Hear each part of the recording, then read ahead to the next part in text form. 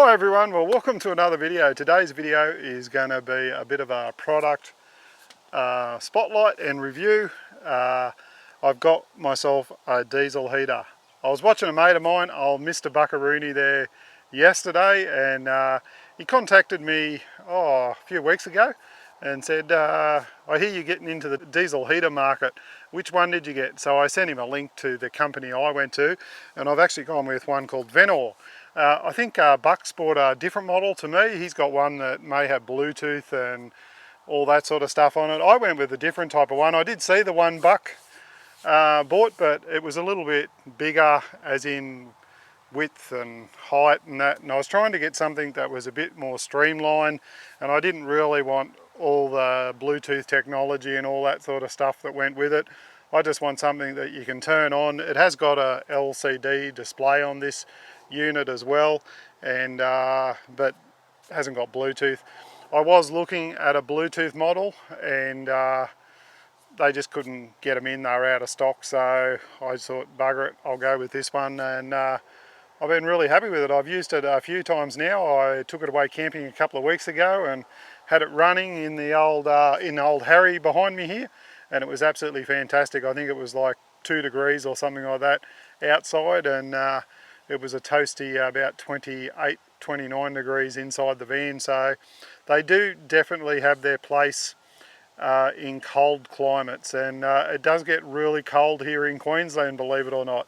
Out at Kingaroy there one morning a few weeks ago, it was minus 2.3 and it felt like minus 3.8, so it does get really chilly and frosty. And where we're going for the Legends for Charity camp up down there at Goombara, it even snows down that way, so who knows, we may get some snow, and but I'm sure it will definitely be chilly. We're out camping over near Kilkeven at the moment, and hasn't been too bad this weekend. It's been quite warm actually. I haven't had to pull the diesel heater out, but they're expecting it to be cold in the morning because the rain and that we've had over the weekend has cleared up.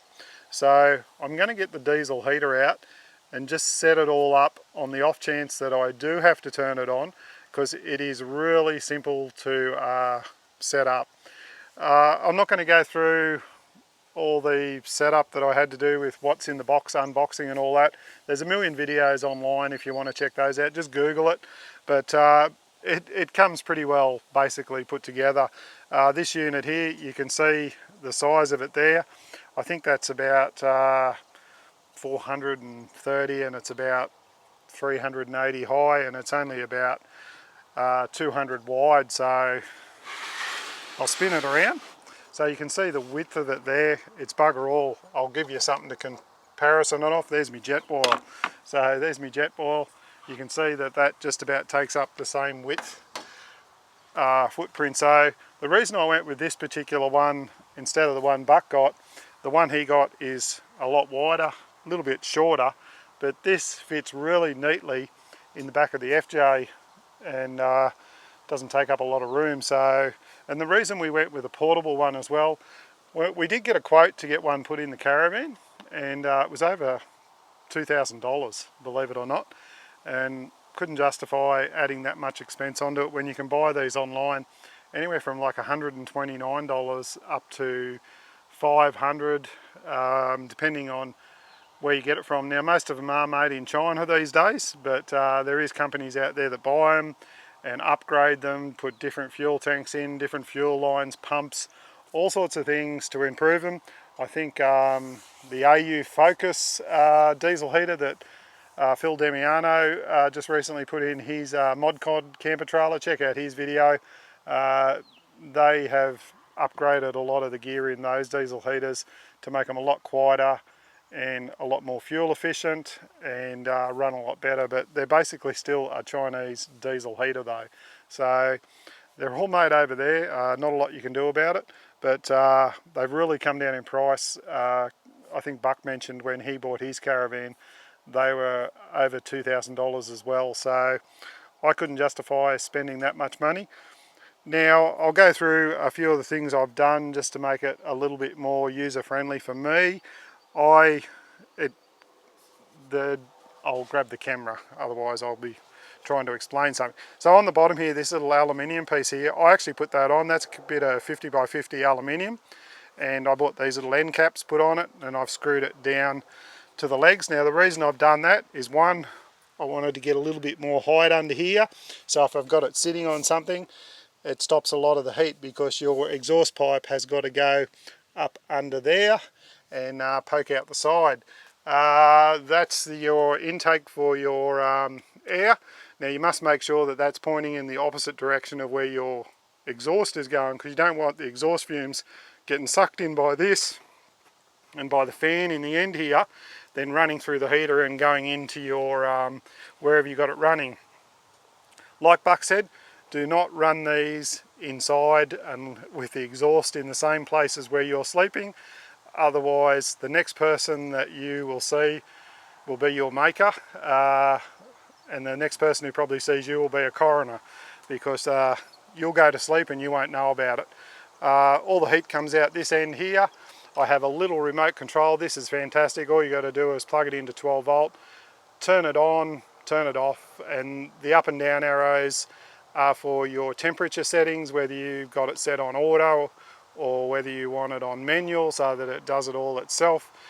This little box here actually monitors the temperatures. There is a lot of other things you can do with this to change settings and things like that. I haven't got into a lot of that because I find I just adjust the temperature to what I want and it's fine. That's your fuel filler up there, so that's where you fill it up. Now I'm going to take the top off it and just show you inside it. These little clips you just undo, and my hoses, where I run it, is inside there, but I'll show you that in a minute. The exhaust itself, they're all exactly the same. I did get a little angle bracket to put on the bottom there, just use the clips, they come with them, and that's the exhaust pipe there that comes with it. So it did come with I think one piece of the piping, which is not enough because it only expands out to like a bit over a metre. I actually bought 2 extra bits off eBay or Temu or something like that, and bought some longer ones. I even bought a longer bit of exhaust pipe because we've been using this at home as well. I'll put a photo up on the screen showing you where I stick it in the back of the house, because we don't have a wood stove or anything. So I've been tucking this in the back door of the house at night and turning it on, and it's heating up all downstairs, so it's quite economical. It's cheaper than the aircon. The aircons, the trouble with them, when it gets below freezing, they shut down and you can't, and then you've got to wait for them to defrost. By the time they defrost, the room's cooled down again, then they've got to go through all the processes of heating up the room again. This puts out a constant heat all the time, heats the air, absolutely fantastic. So that's why I bought one that I could be mobile, so I can use it in the caravan or use it at home in cold old Kingaroy. But I've already undone the clips, so they just like a little buckle clip. You fold them up and this top piece here comes off. So I'll just make sure I got them all off. And you got to just hold your tongue right and lift it over the fuel filler cap. Now the reason I wanted to show you inside here is just a couple of things that I did when I got it, which I read on. One of the things I did read was secure the fuel tank a lot better. So the fuel tank itself was just wobbling around in there. So I got a couple of zip ties, put them together, wrapped it through there and tightened up the fuel tank. I also went around and tightened up all the fuel lines. Another thing I watched said, make sure you check the fuel lines. So I went around and got a spanner and tightened up all the fuel lines. That was some of the tips that I got off YouTube.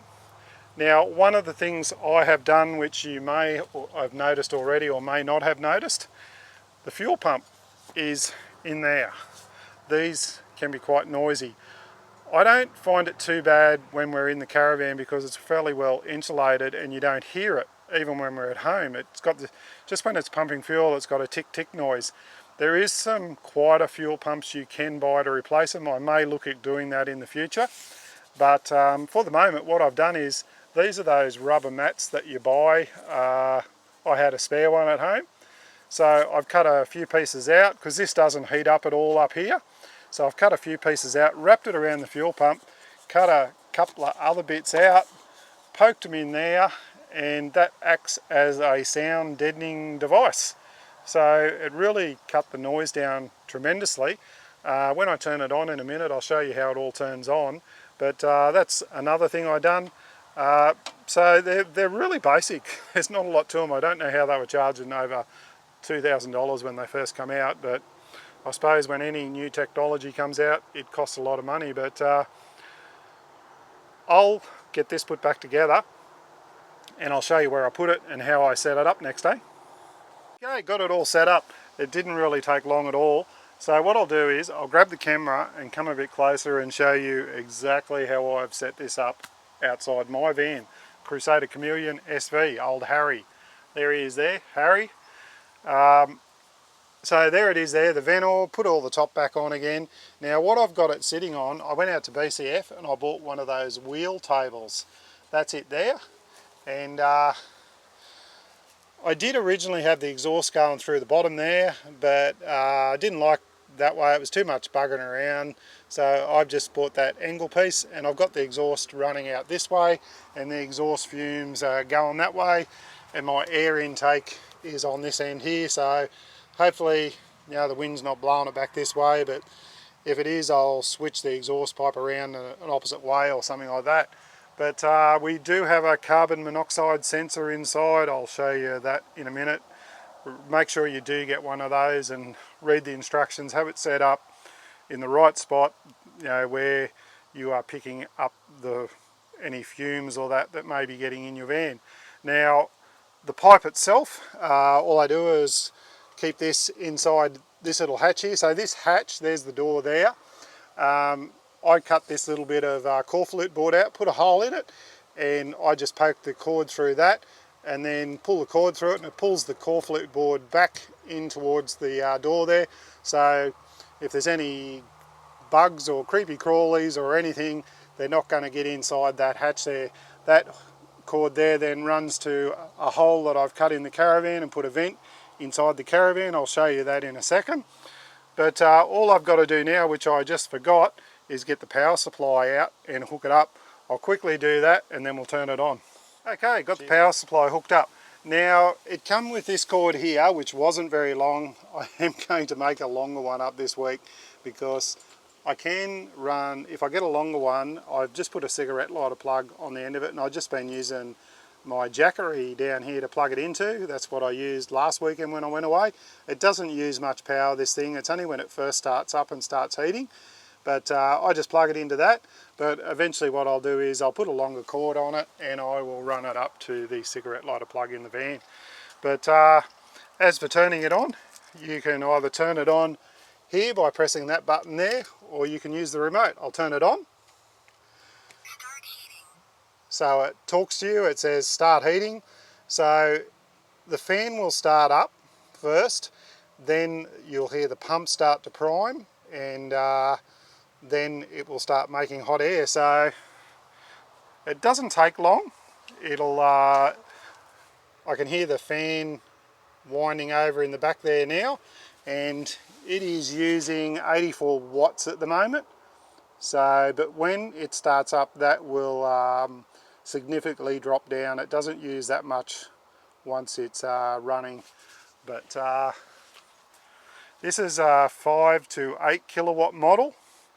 It gets up to about I think 36 degrees or something you can wind it up to. But it has been absolutely fantastic. Like when we're in some of the areas where it gets down below, you know, -2, -3, this will be absolutely fantastic. Now this is your outside temperature. It's saying it's like 16 degrees. The temperature sensor is on this unit here. Now I have heard people say you can move these and put a longer cord on them and move them like inside your van somewhere so that it is measuring the temperature inside your van. That may be something that I will do in the future just to improve the efficiency of it. But for the moment, I think I'll just leave it how it is. There we go. I'll hold the mic up. So can you hear that? I'll stand back here and I'll shut up.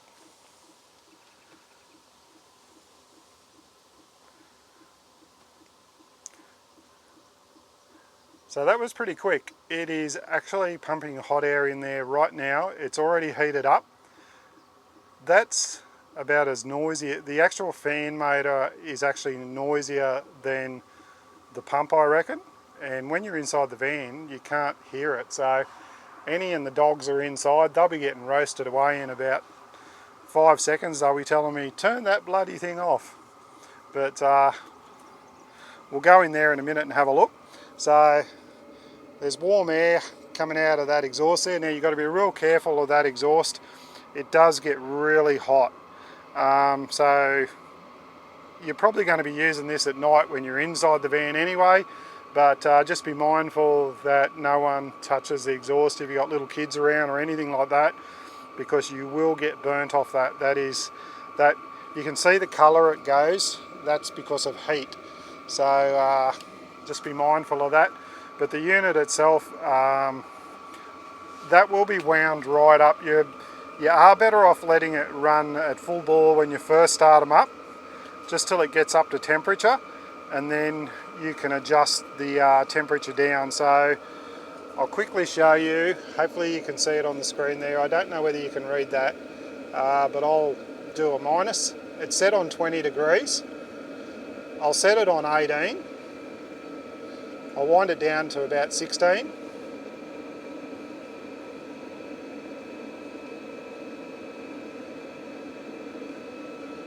And I'll wind it up. I'll put it up to 30.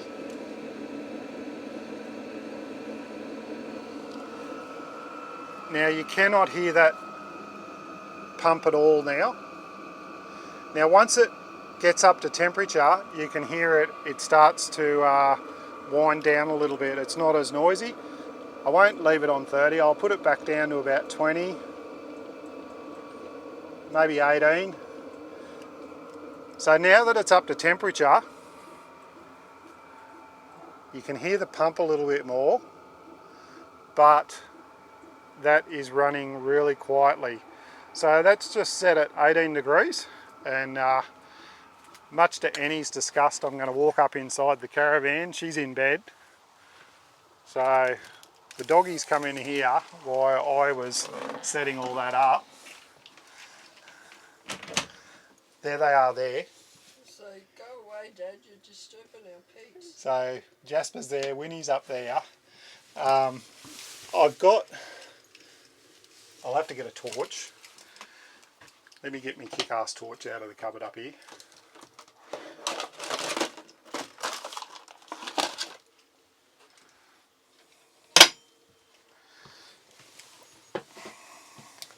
So I've got the torch. There's the air vent there, or the hot air vent. Normally we don't have this board in here, but that's where the hot air comes out. And it is nice and toasty in here, I'll tell you.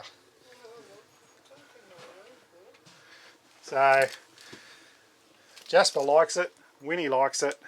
We'll go back outside and we'll finish off, eh?